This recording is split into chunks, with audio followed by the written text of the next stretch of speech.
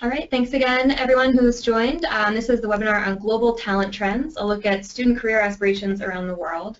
I'm here with Melissa Murray Bailey, the president of University of Americas, and Kevin Troy, the head of research and insights for University of Americas. So I'll turn it over to you guys whenever you're ready. All right, great. Thanks so much, Kat. This is Melissa Murray Bailey. I'm very excited for the data that we put together for you for today's session. What we're going to be doing is we're going to be looking at all of the data that we've collected across the past year across 55 countries. So in that time, we were able to gather information from about 1.3 million students and young professionals across the world. We also compared that data with different data sets like global economic indicators, as well as our Communicating with Talent survey. Then we looked and got deeper through our global surveys for millennial attitudes. Before we get kicked off today, though, we wanted to get an idea of who's joining us for the call. So if you wouldn't mind sharing with us what best describes your role. You'll see national responsibility, so you have responsibility for just one country.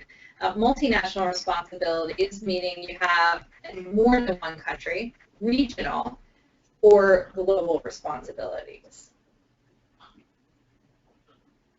Looks like about half of you have voted.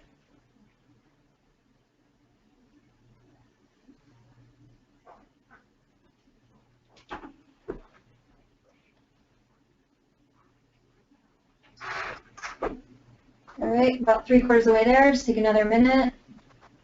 Okay, good. Thank you guys so much for sharing that with us. It'll allow Kevin and I to tweak our presentation a little bit to be the most representative of the people on the call today. So if we look at the agenda, so you have an idea of the path we're going to take and what we're going to share across the next 50 or so minutes that we have together. We're going to start by looking at the global economic trends and how that's related to employee productivity. Then we're going to take a look at employer and career preferences. As you know, that's the key aspect that we're looking at when we're surveying students across the world. And then we're going to go deeper into the employer preferences and what they mean to students and employers. And then we'll wrap it up at the end that once you have a sense of the employer preferences, we'll look at how you can communicate with those employers across the globe. Thanks, Melissa. So again, my name's Kevin Troy. I'm head of research for Universum in the Americas. And one of the things that I really like to do is compare the data from our surveys with data that we're seeing in the government data sets and other places. This is the 20-year trend in employee productivity measured in terms of the amount of gross domestic product produced by every, on average, each worker employed in an economy. You can see that the top, the blue line, North America, is the most productive region on an employee-by-employee basis. But if you look at the purple line towards the bottom, that's East Asia. It's actually the region that has the fastest growth in employee productivity. South Asia also has extremely fast growth. And the Central European area, the grayish line in the middle, Central Europe and the Baltics, also extremely fast growth. So those are the areas that you think of when you think of emerging markets today. Areas that may not have strong employee productivity yet, but the year-by-year growth is extremely strong. Part of the reason for that is education. So productivity in itself comes from technology, it comes from infrastructure, it comes from the ways people are managed, but it also comes from how educated they are. And looking here, you can see that in North America, there's 91 university students enrolled for every 100 people who are what you think of as traditionally aged for university study. Now, that's not to say that 91% of people between 18 and 24 are enrolled in university. The numerator for this calculation also includes adult learners. But it is a benchmark measure for how often people participate in university. So in North America, extremely strong participation. The Russian Federation also a very strong tradition of university going in Russia. But then you see that in many of the developing markets, there's still only 31 or 21 university students in Asia for each student-aged person in the economy. So those are markets that still have a great deal of potential for growth in the number of people who are graduating from university. When you think about what a university degree can get you in terms of being able to perform for an employer and contribute to the economy, we see some really interesting differences on our survey. The vertical axis on this graph is the expectation for an annual salary, which we've converted to dollars. We ask in different currencies in each market. But the annual expected salary for an engineering undergraduate upon graduation. And the horizontal axis going across is the per capita GDP of each economy.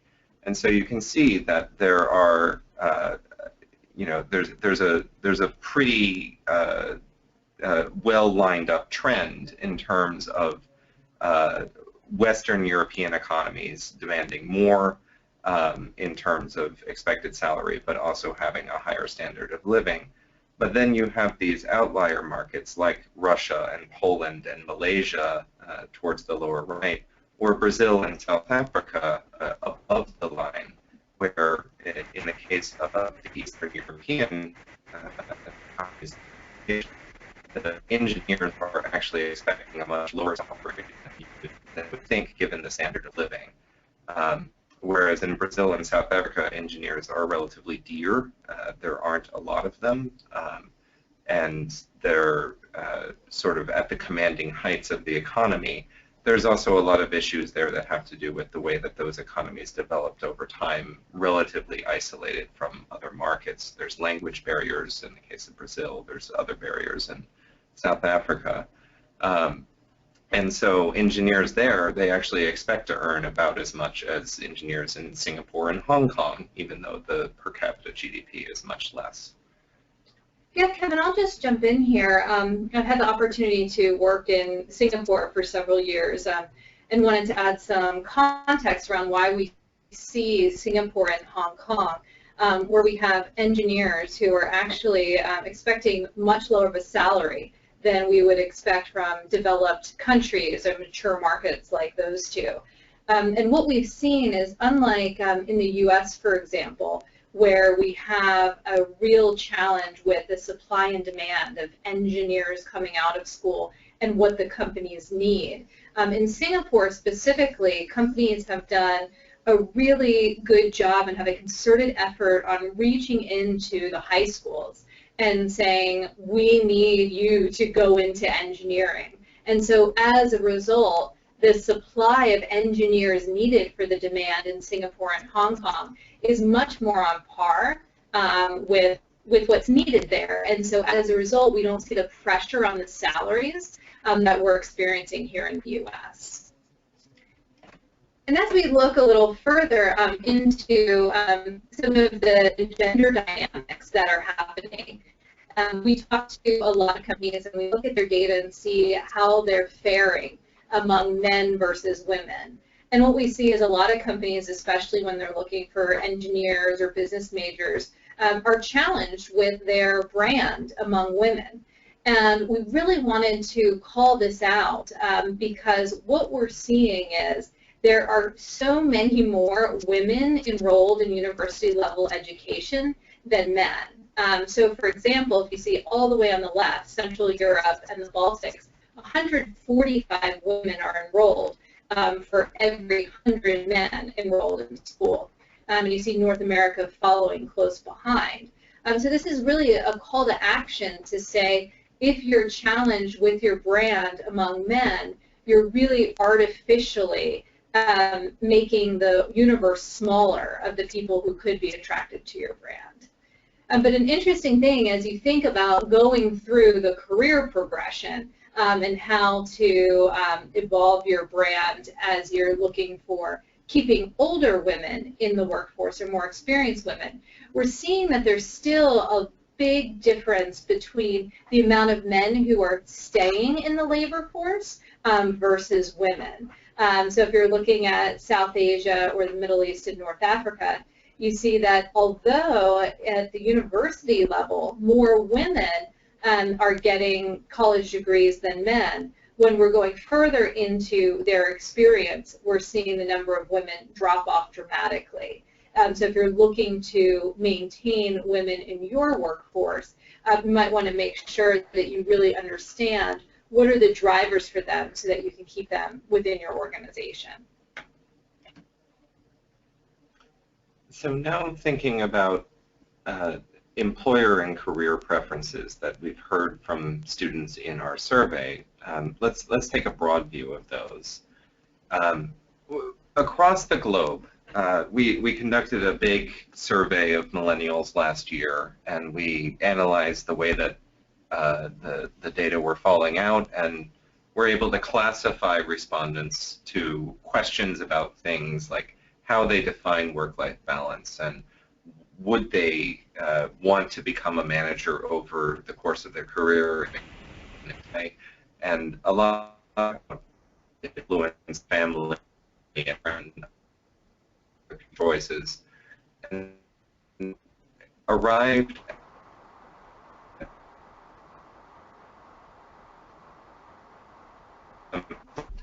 and answers technically ambitious. So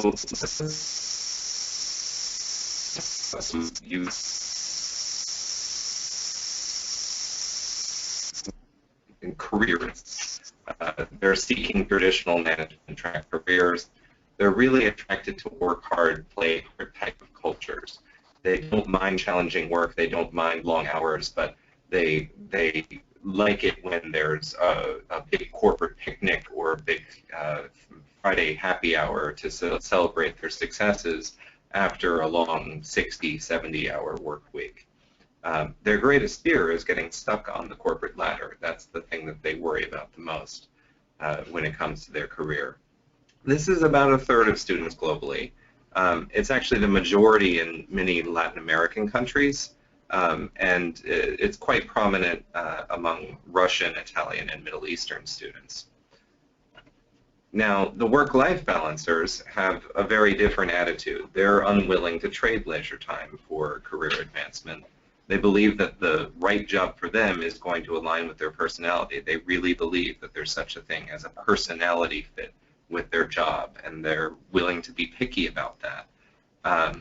This is about a quarter of students globally, but it's the majority in Northern European countries like Sweden and Norway, as well as Germany and Austria. And it's very common as well, 30 to 40% of the students in other Western European markets like France and Spain and the UK, as well as the US, Canada, Indonesia, and Vietnam. Then there are the students who we call the technical experts cautious about fit. These are extremely sensitive to a company's reputation, and they listen to their families. They were one of the only groups that we interviewed who put a lot of credence in what their family thinks about the companies that they might be working for. But they're not in it for a career's sake. They see a career as a means to an end. They want a happy family life. They want financial security and to be fulfilled and have a good life. And they see a stable blue chip type organization as something that can provide that. they're really concerned about gender discrimination or ethnic discrimination. The picture that you're seeing here is a man wearing a tie, but a lot of the students who fell into this profile were women engineering students in India and Nigeria.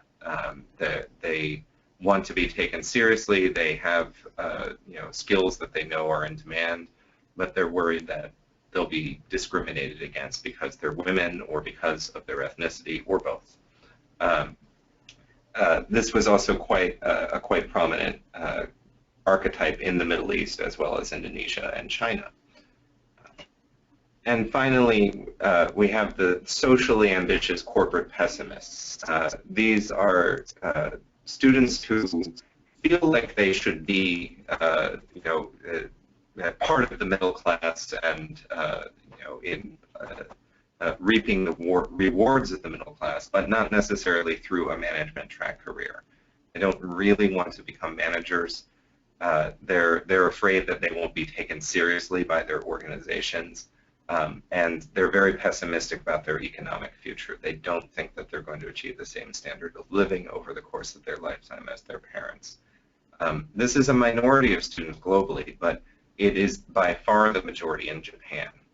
So Japan is a country which is very different than others in terms of the society, but also in terms of the experience of the last 20 years with generation after generation of students graduating into a stagflated economy that's just not picking up.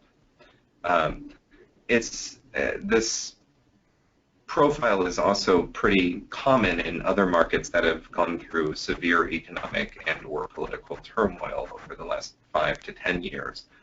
So Australia, Hong Kong, Thailand, Argentina, Ireland, Poland, and Russia, they've all had financial or economic or political or some combination of those crises in the last few years, and it's created this class of students who aren't so sure about the future and don't really think that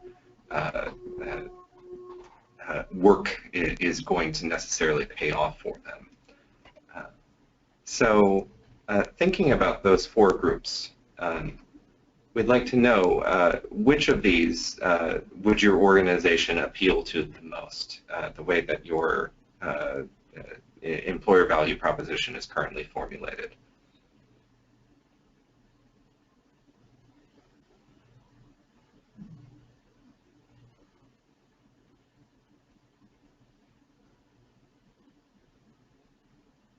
So we have just about a third of you have voted so far, so we'll give you a couple more minutes.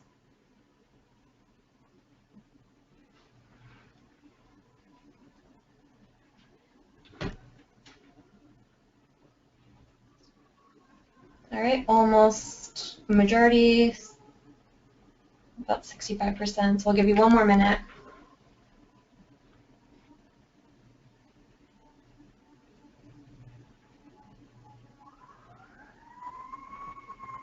Right.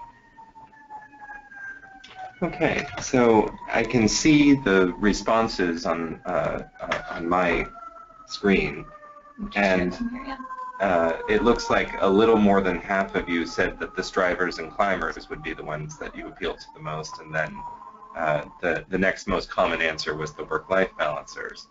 And that's great, especially that you're able to answer the question, after being given very little preparation. But I just want to say, keep in mind that the largest of these groups was the strivers and climbers, and it's a third of students globally. It's the majority in a few countries, and depending on your organization, if you're feeling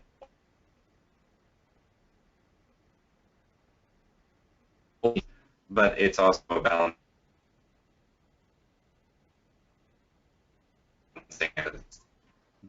There are ways that you could appeal to work-life balancers that would kind of make the strivers and climbers think, yeah, that organization is not for me, and vice versa.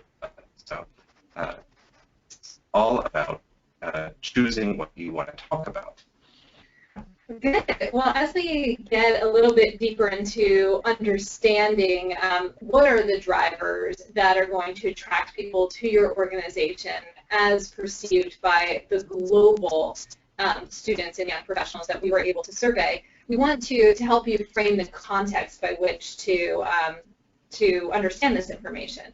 And we look at it based on your employer value proposition. And that is made up of 3 aspects to help understand what's credible for your organization. So what is your external image? What do people think about when they think of your company? And then how that matches with what's true.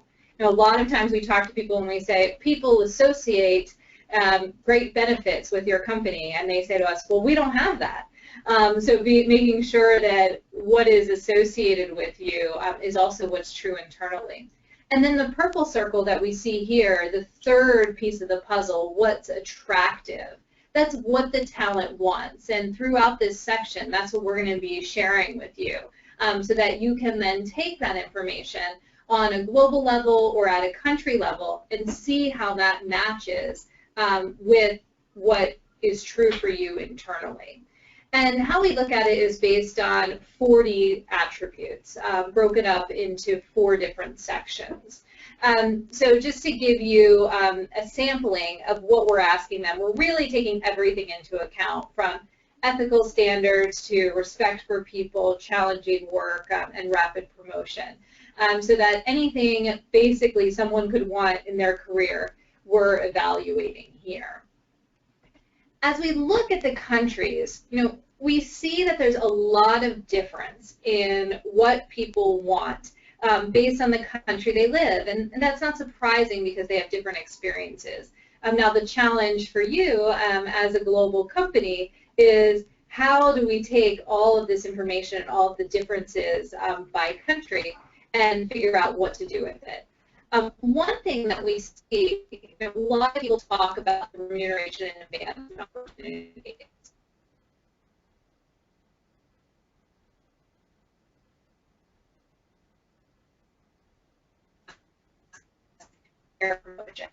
And what the data tells us is, as a rule of thumb, you can see here that students in wealthier countries tend to be less focused on the attributes that fall into the remuneration and advancement categories. So as a reminder, that would be things like their base salary, benefits, the potential to earn more over time, bonuses, rapid promotion. So anything that's going into that category is what we're measuring here. And it makes sense. For people who live a more comfortable life, don't have to worry about those things. They can worry about some other things, about the level of the work, the challenging work, the client interaction that they might have. Yes, thanks, Melissa. When we look not country by country, but sort of merging everything together and looking at the 12 largest economies across the world, what we see are that, yes, the very most important thing for business majors in sort of a weighted global average is the high future earnings that they can obtain.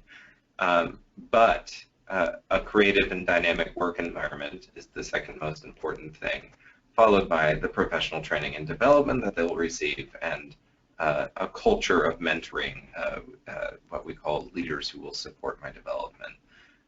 And so it's often the job characteristics and the people and the culture that are rising to the top of importance in the more developed markets. For engineering students, a creative and dynamic work environment is the very most important thing, followed by the company's reputation for innovation. And again, this is a global average, but it makes sense that engineers will want to be in environments where their careers are really going to take off because they're building cool stuff with cool people who can help them learn and grow. When we look across the large,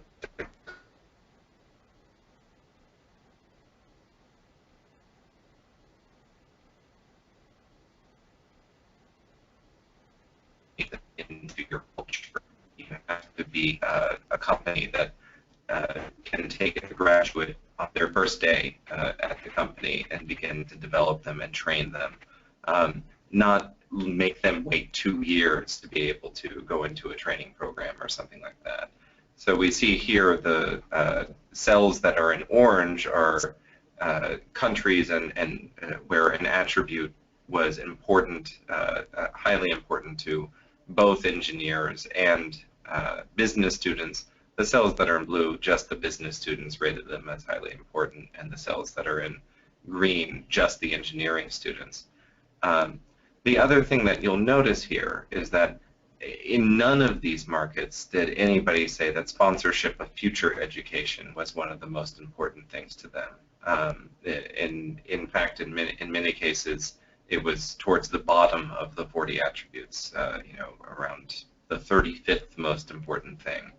A lot of organizations, they shy away from talking about training and development because they think that it's going to lose them people. People are going to go for an MBA and never come back, or go for a Master's of Engineering and never come back. But it doesn't necessarily have to be about sponsoring a degree program. It has to be simply developing them and helping them grow and mentoring them. And those are activities that can actually strengthen the bond between an employee and the organization if they begin to feel bought into the culture. Another question for you in the audience. When it comes to your organization's messaging around the globe, which of the following do you think best applies? Would you say that you have a global employee value proposition that you implement consistently in each local market? Do you think each market has its own unique EVP, allowing for local differences? Or you have a global EVP that you sort of customize or localize to each market? Or are you one of those that haven't formally developed an EVP either globally or locally yet? Just give you a couple minutes to vote. The poll should be on your screen.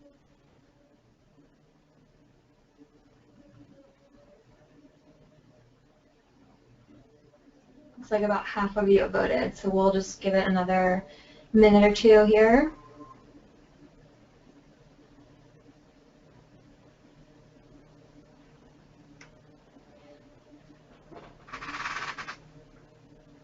Okay, we'll share the results with you. We see here that about 40% of people haven't formally developed an EVP yet, with about 20% in each of the categories above that. As we look at the EVP and the discussion that we've been having so far, Kevin's been sharing what we've seen when we bring all of the data together. There are 55 countries that we're looking at, and as we saw in some of the graphs, each of them have some quite different things that drive the students and young professionals in those markets. So as you're looking at your EVP, something to think about is, does a global EVP work for you where you have one EVP that is going out to every market? Or should you be tweaking it along each country and have different messages for each country? And now I know a lot of you from our earlier poll have just one country that you're responsible for. So figuring out how do you take what you know about that country and make sure that it is brought into an overall EVP, so that if you have one company, people in every country are associated with that. But it's targeted to that market. So it's a bit complex, and we're going to share with you some data that will help you to see where you can bring things together, so that if you're in 50 countries, you don't have to have 50 versions of your EVP, so to speak. So what we looked at here is we took 2 countries, and we looked at where the attributes for these 2 countries come together. So you'll see Canada and Australia are 2 of the countries we thought to look at here. And great news, if you're in both Canada and Australia, is the attributes are very closely tied in those 2 markets. So it's safe to say, on a broad basis, your message could be the same for both of these markets. And the reason we brought Canada and Australia as opposed to the US is what we find is a lot of companies in the US tend to have a US EVP that then they try to port over to other countries, which can be very difficult. So we suggest looking at all the countries that you're operating in and looking at the similarities or differences. So here we're seeing two countries very similar. You can use the same message. On the next slide, you're going to see the opposite. We're looking at Australia versus Japan here. And as you see, all of the dots are all over the page, which means that there's not as much synergy between what people are looking for from a company in Japan versus Australia. Now, we did pick countries here that you might intuitively say, of course, Japan isn't at all like Australia.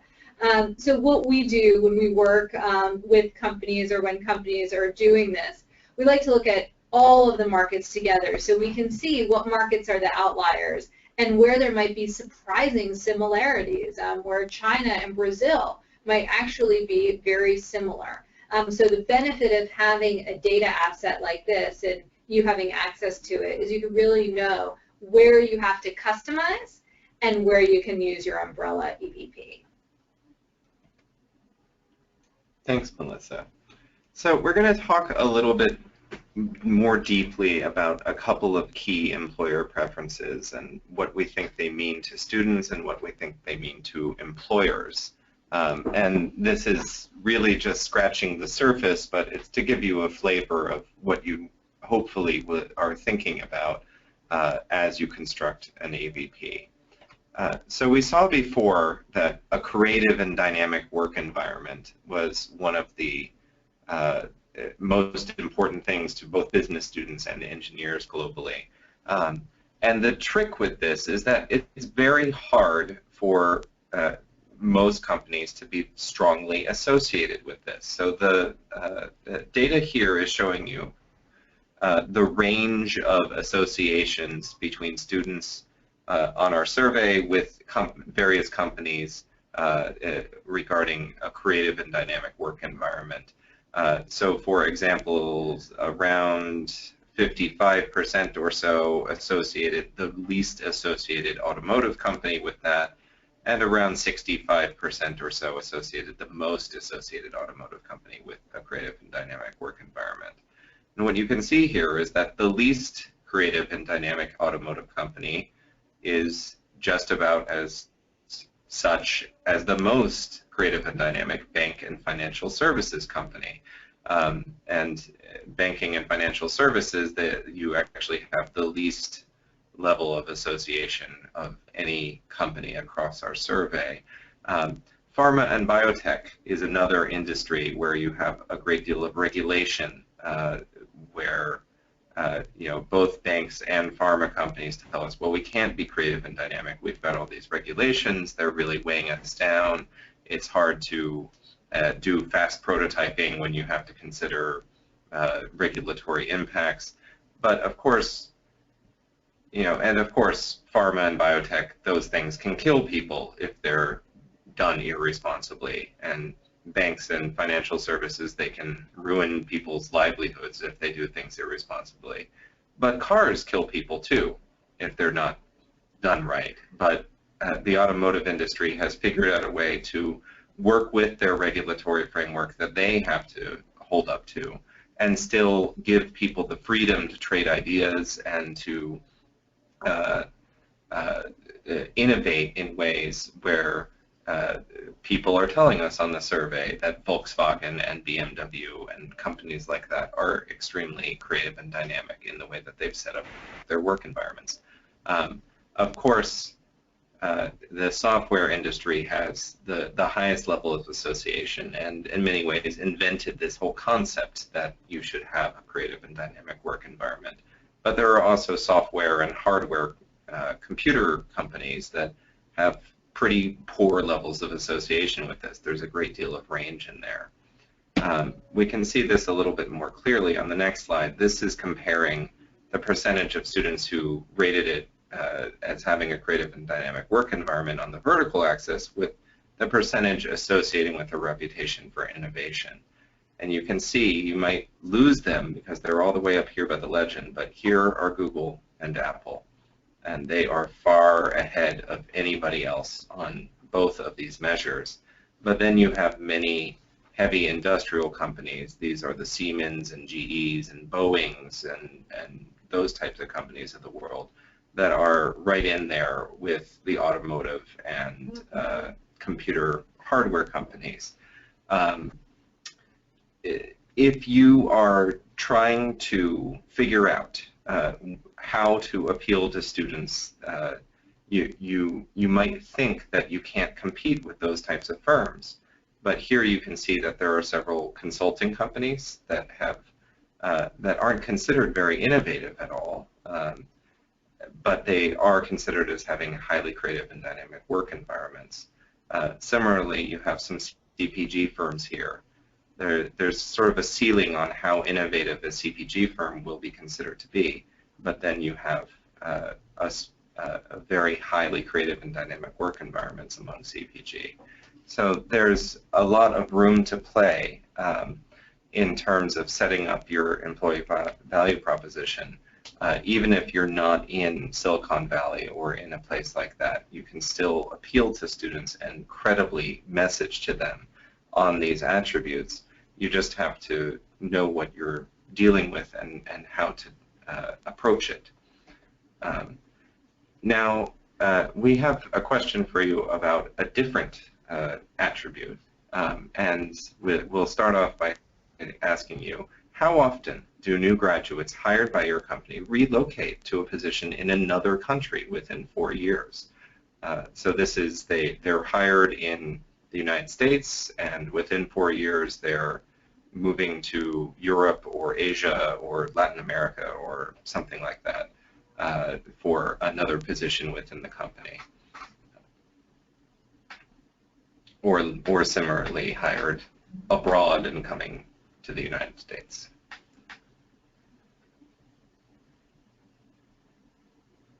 All right, just about half of you have voted, so we'll leave this open for another minute or two.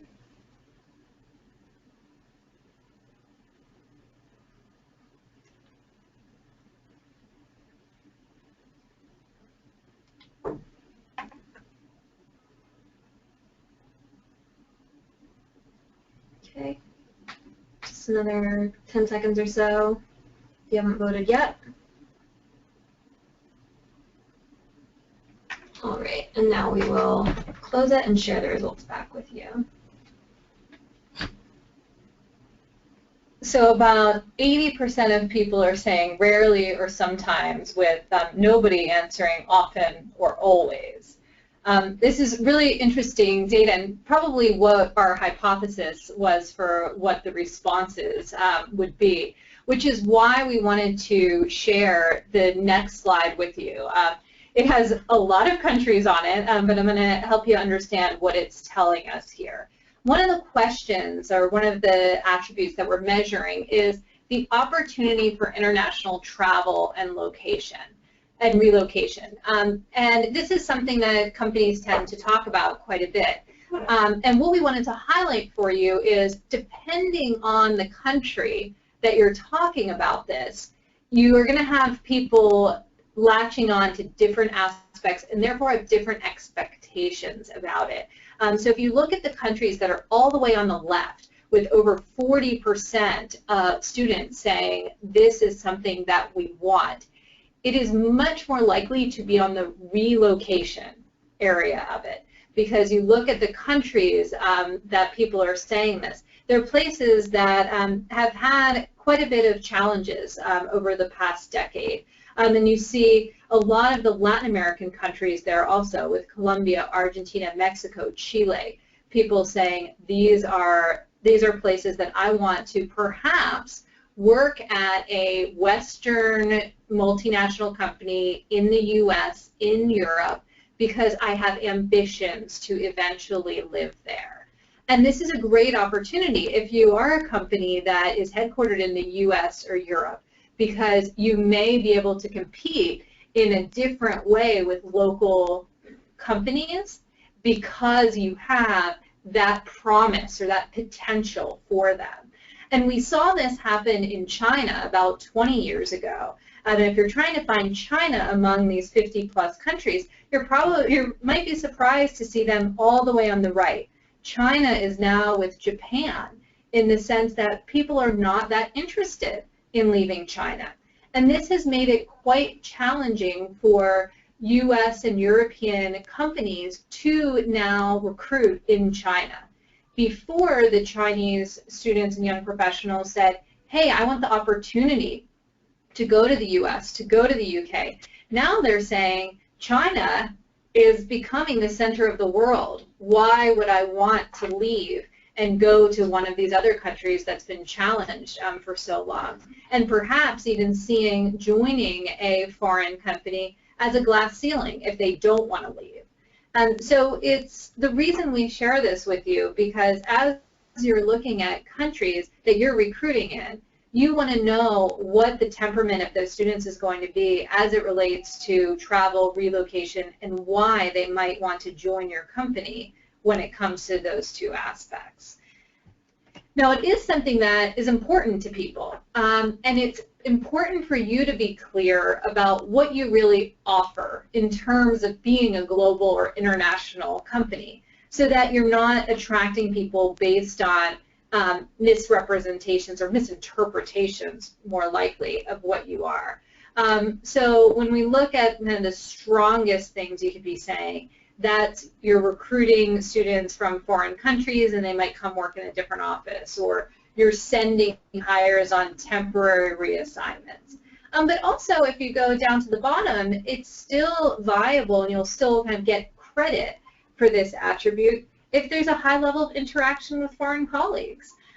So when you are an American company, for example, recruiting in China, and they might say, oh, no, I don't want to work there because I don't want to travel. Make sure that you are specific in saying we're global and you'll get to work with different people, as opposed to you're going to have to go and live with them. So something to keep in mind as you think about your umbrella value proposition and how you might need to tweak the messaging based on the country that you're in.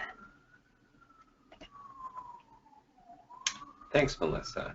So one last thing that we'd like to take a look at today before we go to Q&A is how students are communicating with employers across the globe. So it might not surprise you to learn that a lot of them are doing it over social media. So we're now at the point where half of students or more are using social media to interact with employers in almost every market that we survey. And in fact, it's more like 60 or 70% in a large majority of the markets. On average, across the globe, the percentage of students who increased from 2014 to 2015 saying that they use social media to interact with employers was 13%.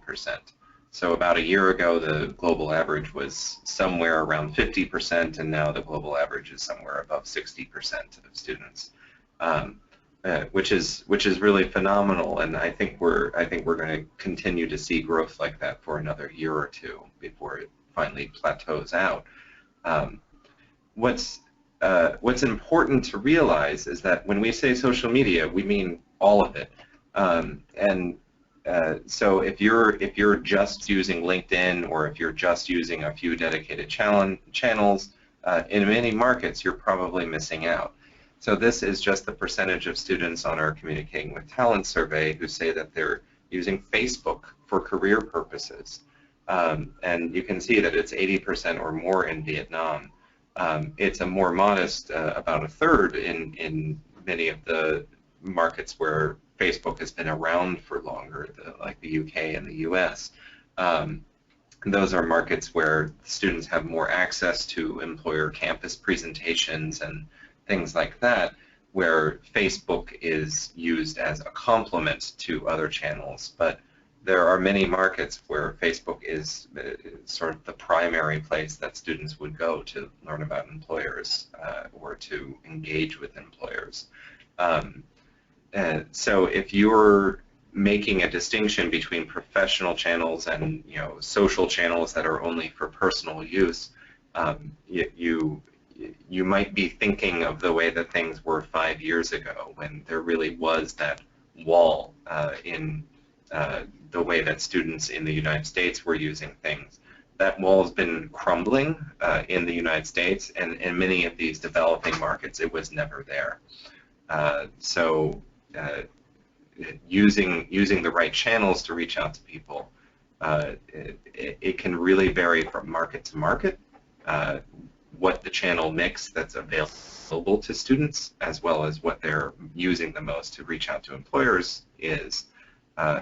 And you have to really pay attention on a market-by-market basis. So some final thoughts, just summarizing what we've talked about. The extent to which you need to localize your employer value proposition is going to depend on the market for which you're customizing. There might be economic factors, there might be social or cultural factors that make it very different or very similar to the markets where you're currently working or for which you've optimized your employer value proposition, your home markets, in a sense. In general, broad strokes, students are looking for employers that will train them and develop them, foster creativity, take their contributions seriously, and offer some work-life balance. And finally, you need to be using communication channels that will convey your employer value proposition, but they need to fit the market you're in. If you're broadcasting the right message through the wrong channels, you are not going to reach the talent that you need.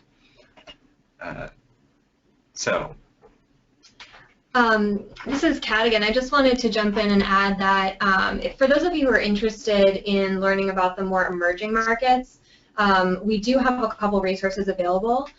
We just had an ebook recently published on talent in emerging markets specifically. So whereas this took a global view across all of the countries we surveyed, or across the largest 12 economies, we do have some content available for you to look at about the talent in emerging markets. So that's available for download on our website. And we're also going to be having a webinar series next month on the emerging markets in 3 regions specifically, so in Latin America, Asia Pacific, and Africa. So more information to come on that, but just keep an eye out if that's something you're interested in. And finally, we'd love to hear, if there are particular markets where you're really interested in learning more about, or where you're going to be investing. We'd love to hear what those are. So you can even just put them in the comments while you're on this webinar, or send us an email afterwards, and we'll be sure to kind of pull out specifics on those markets. That kind of goes through all the content that we had for today. We reserved about 10 minutes between now and 1:30, if you're in the Eastern time zone, to ask us any questions that you might have. Yep, you can just put in the questions in the chat box, and while you're doing that, we'd also love to get your feedback on today's content. So I'll just launch this poll. We can kind of do both at the same time. So just hearing, on a scale of 1 to 5, how helpful and relevant would you score this webinar? And while you're kind of taking the poll, you can also be asking us questions that we'll go through. One question that comes up all the time is if the content will be shared afterwards. So yes, we'll be. This is being recorded right now. We'll be sharing that recording as well as the slides with you once we're finished. And then, so great, thanks for sharing your feedback. If you have any qualitative feedback, as always, it's always helpful to get that, so you can put that in the comments as well. We'd also love to hear just if you're interested in hearing more from us. So I mentioned the emerging markets topic, but if you are interested in hearing more from this or talking with us further on this, please let us know. All right, and we can jump to Q&A as well while you're kind of going through this poll. One question that came in is local teams always ask us to localize the messaging in our markets. How do we know when we should do this and when we shouldn't? Yeah, so as I think about that, that's, I would say, the most common question our account managers get or our consultants are talking about, is we really start by advising that you look at what the talent wants in each of the markets.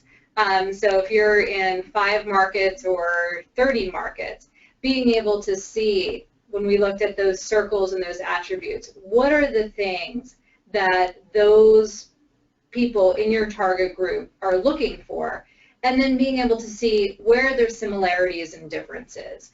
As you look at that, then you'll be able to decide what is a global value proposition that represents your organization, and what countries you might have to spend a little extra effort tweaking so that you're in line with that market. Okay, great. Another question that came in is how can we communicate a global message while we're pretty strapped for resources? I think that is what is so awesome about what we're seeing and how people are now reacting to interactions with employers on social media. Before, it was such a heavy lift, time-intensive, and very costly to be able to get that message out, whether that was through print media advertising or even commercials, or having an army of recruiters that could go and talk to people.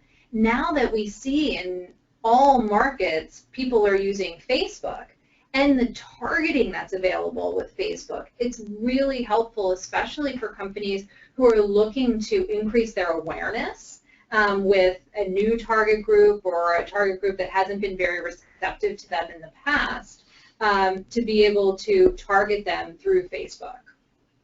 Okay, great. And it looks like we're coming up on 1:30, so I think this will be the last question. What KPIs would you recommend to measure our brand globally? Well, I think, as we look at data year over year, I mean, this is what Kevin spends all his time looking at, how things are changing based on what target groups are looking for. We also recommend that companies look at how their associations are changing over time. So you'll remember we looked at those 3 circles, and one of the 3 circles was the association. What do people think of you? And perception, as we all know, is reality. So being able to look at consistent data year over year on how your associations are changing, the best KPI to use, because then you can compare that to how your target group's preferences are changing, and if you're staying lined up with that, then you're going to be ahead of the pack. Yeah, and I mean, I wouldn't recommend that you just look at all 40 attributes and how they're changing and come up with like an average change or something like that, but you should really be focusing on the 4 or 5 or maybe 6 attributes that matter to you the most, that constitute something that you're trying to change in terms of your perception, or that you think are really core to your employer value proposition, and really monitor those closely and look at how they're moving with different target groups. Great. All right, so we are just about out of time. If there are any questions, afterwards, we'd be happy to follow up with you. And again, we'll send an email with the recording and the slides, as well as information on that Emerging Markets series coming up. So thanks again for joining, and enjoy the rest of your day.